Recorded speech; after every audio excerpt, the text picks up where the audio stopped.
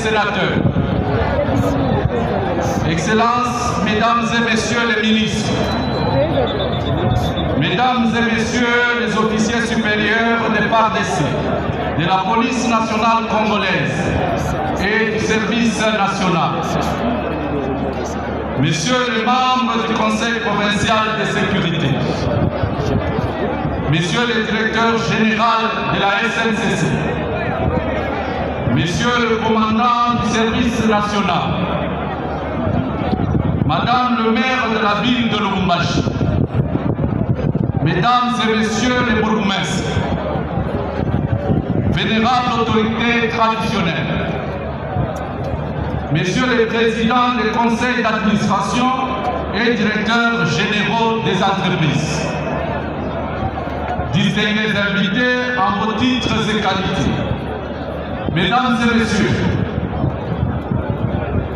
la province du Haut-Katanga est très honorée d'accueillir pour la première fois depuis sa brillante réélection Monsieur le Président de la République, chef de l'État, Son Excellence Félix Antoine Tshisekedi Tshilombo, président réélu qui mérite nos applaudissements.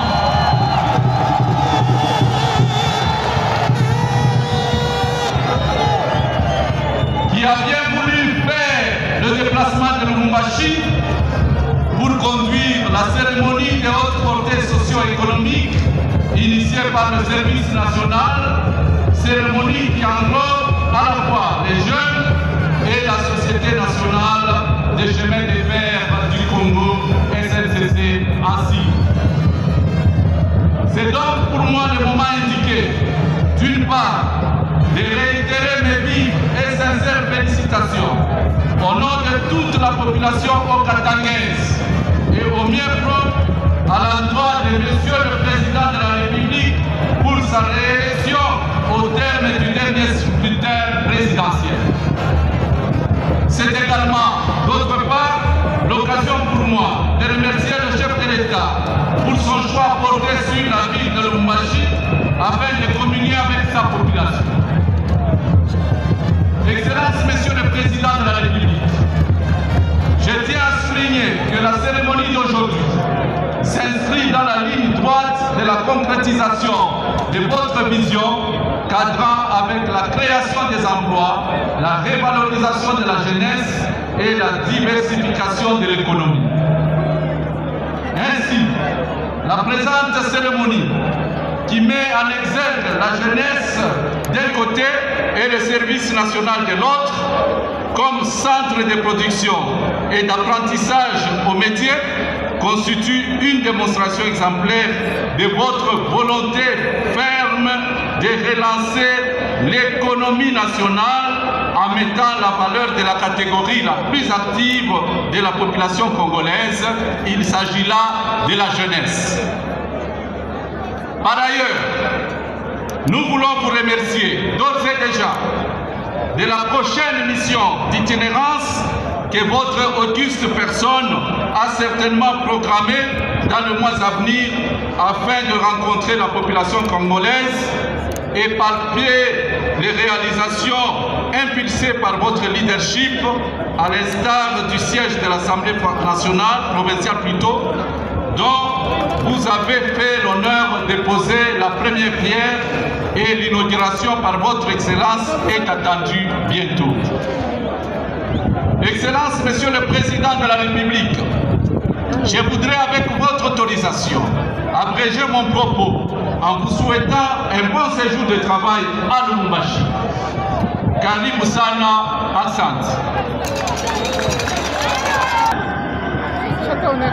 Nous invitons Monsieur le Directeur Général de la SNCC à nationaux, Excellences, Messieurs le ministre provinciaux, Madame le maire de la ville de Lubumbashi, Mesdames et Messieurs les invités en vos titres et qualités respectifs. C'est un vrai honneur pour moi de me tenir devant le premier citoyen, magistrat suprême, chef de l'État, réélu au Katanga.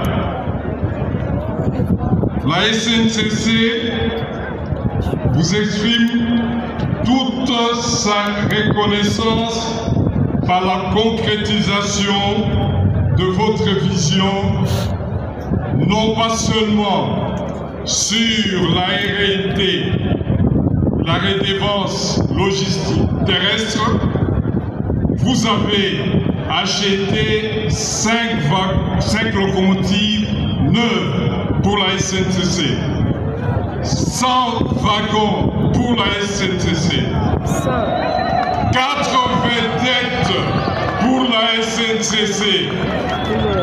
Excellence, Monsieur le Président de la République, vous êtes en train de remplir votre contrat politique avec le peuple congolais. Aujourd'hui, nous allons inaugurer les 2 locomotives du service national. C'est encore votre vision de promouvoir, d'assurer la promotion de la jeunesse.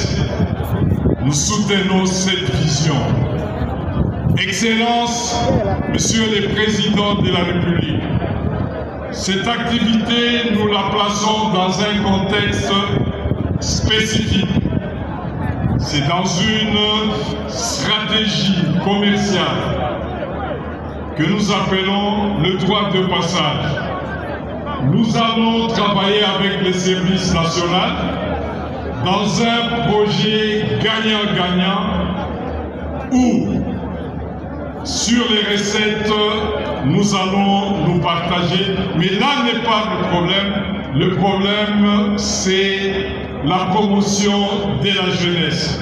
La réponse ou les réponses que vous êtes en train de donner par rapport au contrat social, au contrat politique que vous avez signé avec le peuple congolais lors de votre réélection. Il y a la paix sociale à la SNCC, c'est puisque vous avez soutenu, et depuis que vous êtes là, je peux le dire à haute et intelligible voix, pas un mois d'impayement, depuis que vous êtes président de la République. Ah oui, c'est vrai, c'est un être à votre actif. C'est une réponse positive aux promesses faites lors des élections. Excellence, Monsieur le Président de la République, aujourd'hui je peux vous dire que nous avons un grand problème. Pas un grand problème, puisqu'il n'est pas insoluble.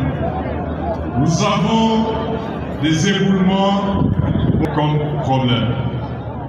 Nous avons le projet de rajeunir notre personnel.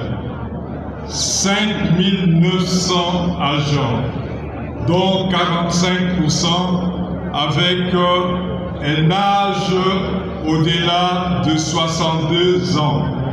C'est-à-dire, il faudrait que nous ayons l'argent, plus ou moins 450 millions de dollars, pour faire partir les gens à la retraite. C'est possible. Excellence, Monsieur le Président de la République, qu'est-ce que vous avez encore fait à la SNCC?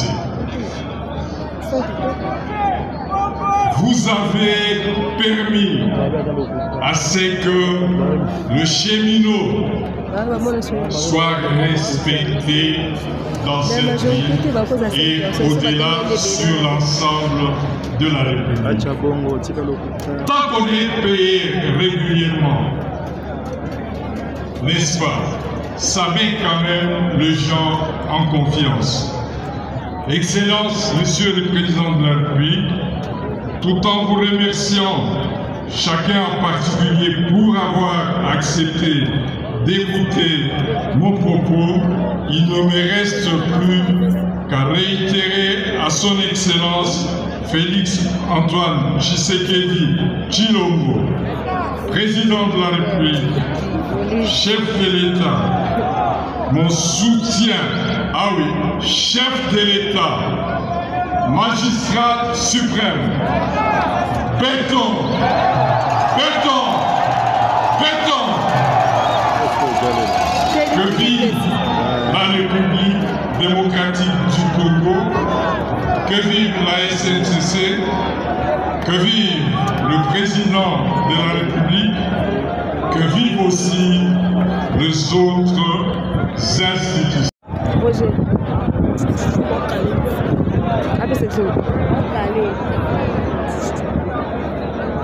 Non, mais il y a un peu de Roger a fait de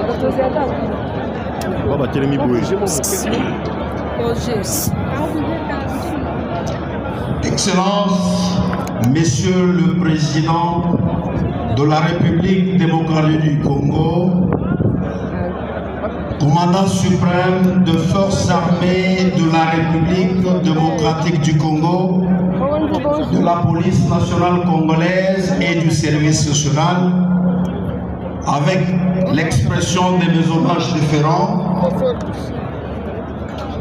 honorable président de l'Assemblée provinciale de la province du Haut-Katanga, Monsieur le gouverneur de la province du Haut-Katanga, Monsieur le commandant de la 2e zone de défense, ici représenté en général, Monsieur le commandant de la 22e région militaire, Mesdames, Messieurs le cadre, agents et bâtisseurs du service national, distingués invités en vos titres et qualités respectifs.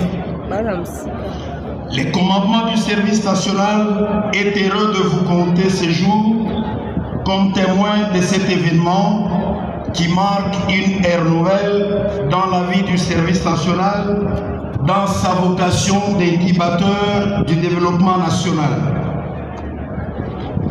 Nous saisissons cette occasion pour remercier particulièrement Son Excellence Monsieur le Président de la République, Félix Antoine Tshisekedi Tshilombo, pour cette marque d'attention renouvelée à l'endroit du service national. Un sage disait, quelle que soit la durée de la nuit, les jours finissent toujours par se lever. Le service national, comme d'ailleurs beaucoup de secteurs de la vie nationale, a traversé des moments difficiles. C'était la longue nuit.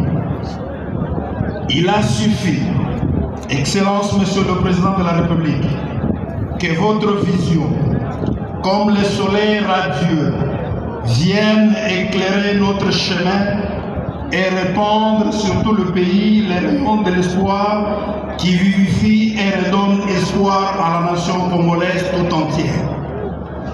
Excellence Monsieur le Président de la République, Commandant suprême, le service national a reçu de vous, en plus de la vision, la provision. Voilà qui rend actif et déterminé à accomplir la noble mission, seul d'encadrer la jeunesse congolaise afin de l'engager à la reconstruction et au développement du pays. Vous ne vous êtes pas arrêté là. Vous avez initié le retour à la formation et à l'encadrement des jeunes désœuvrés.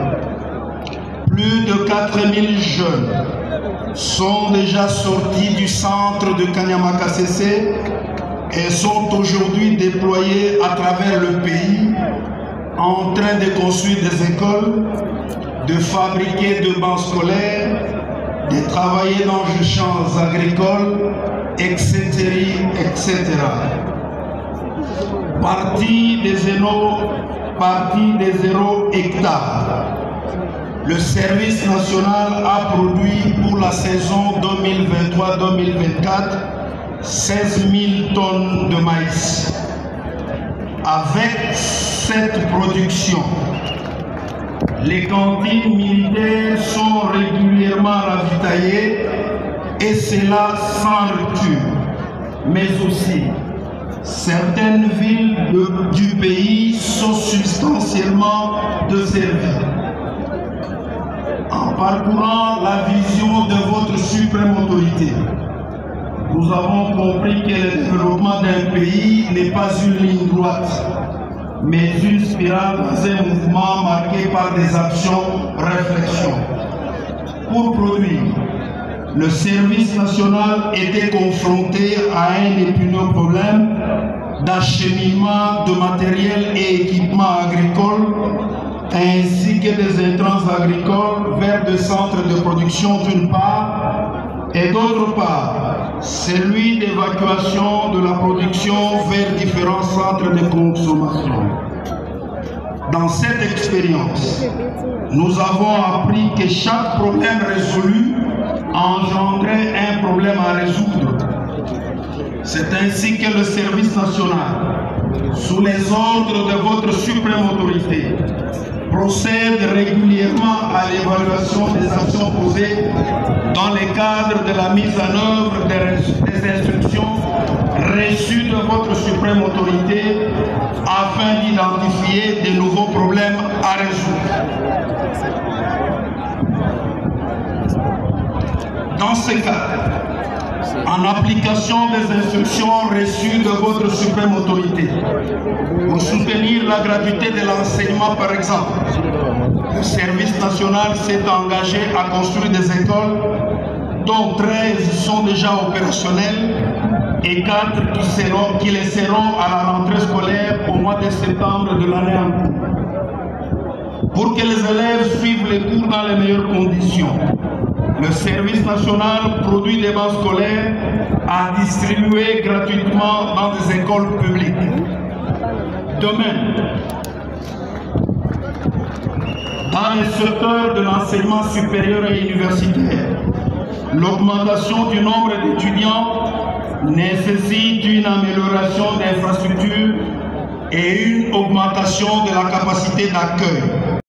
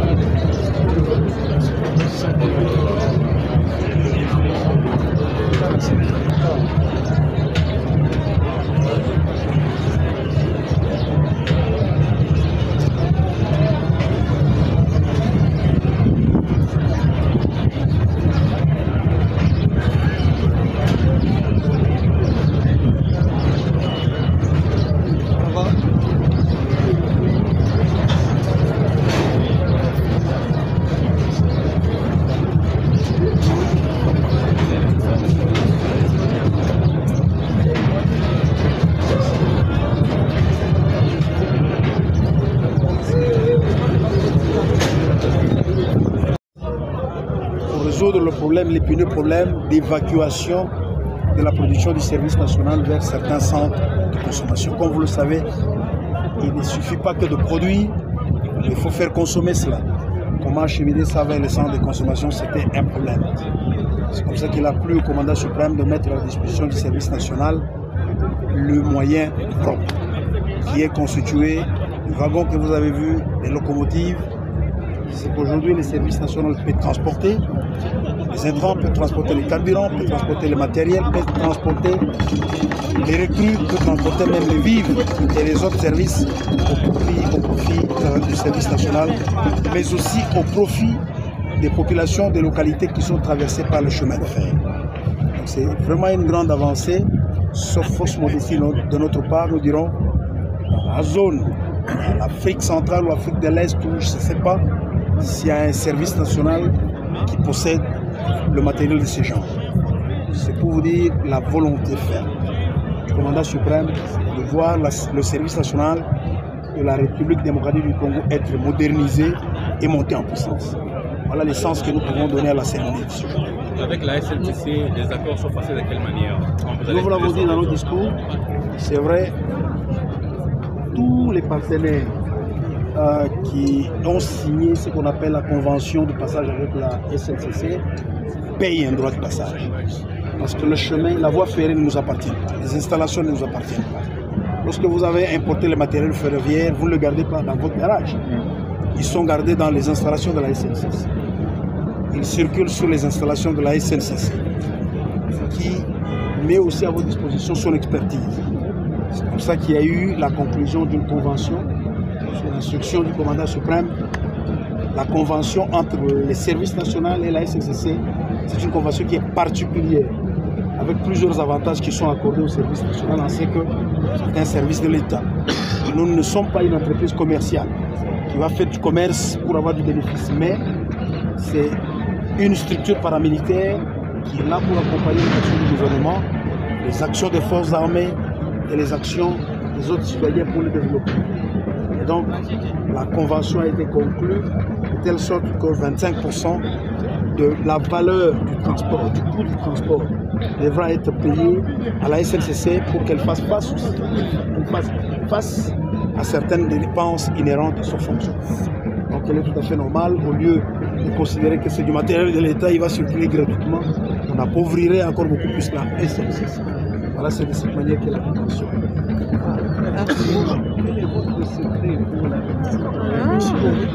n'est pas autre mission que de rendre service à ma nation, à ma patrie. Et donc, par cette motivation, tout ce qui est possible qu'un humain puisse faire, tout ce qui est possible que je rende à ma nation, je le fais. C'est le patriotisme. Mais il peut se faire que... C'est bon. Un travail pour la nation. Alors, le soutien pour acheter ces engins, est-ce que vous avez un contrat d'ailleurs du gouvernement? Le gouvernement, c'est le gouvernement. Je vous ai dit que c'est le commandant suprême. N'oubliez pas que le service national dépend directement du chef de l'État. Nous sommes une structure de la présidence qui dépend directement du commandant suprême. Il est le président de la République, chef de l'État et commandant suprême. Forces armées de la République démocratique du Congo, de la police nationale congolaise ainsi que du service national. De la même manière qu'il met les moyens à la disposition des forces armées ou de la police congolaise, il commence à les mettre à la disposition du service national. Donc nous ne mettons pas nos moyens propres ou nous ne faisons pas des activités lucratives à côté ou commerciales pour générer ces moyens. C'est le commandant suprême qui est en train de faire monter le service national en puissance. Que ferez-vous de ces engins pendant la période? Non. Merci. accepté l'initiative d'encadrement de Kanyamaka CC, mais néanmoins, nous ne cessons de fustiger la procédure de recrutement.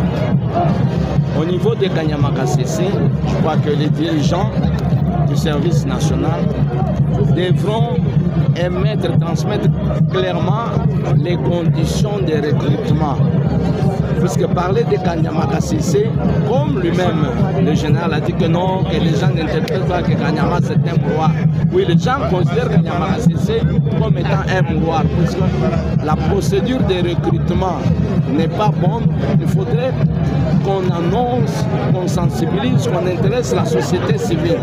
Et pourquoi pas ne pas intéresser les députés provinciaux ou nationaux des provinces concernées et des villes où on devra procéder au recrutement. Donc c'est ça qui frustre la population. Il y a eu des dérapages et aussi longtemps qu'il n'y a pas une bonne procédure qui sera énoncée, il y a les malfaiteurs, les inciviques qui en profitent pour enlever les enfants afin de procéder à la vente des organes. En tout cas, nous vous remercions. Et moi, peut-être vos électeurs qui sont sur les services et les agents de... Nous tenons à saluer tout le monde, concernant aussi les agents de la SNCC. Certes, la paye elle est régulière, mais le taux de la paye ne parvient pas à garantir aux cheminots leur social. Ils ont encore des difficultés. Il faudra que le DG de la direction générale de la SNCC fournisse des efforts pour que le taux de la paye soit amélioré. Le taux, c'est vrai qu'il est à 900 $ le dollar. Bon, le dollar est à 2800. Donc c'est comme qui dirait, ils sont en train de toucher le 1/3 de ce qu'ils doivent toucher. Merci.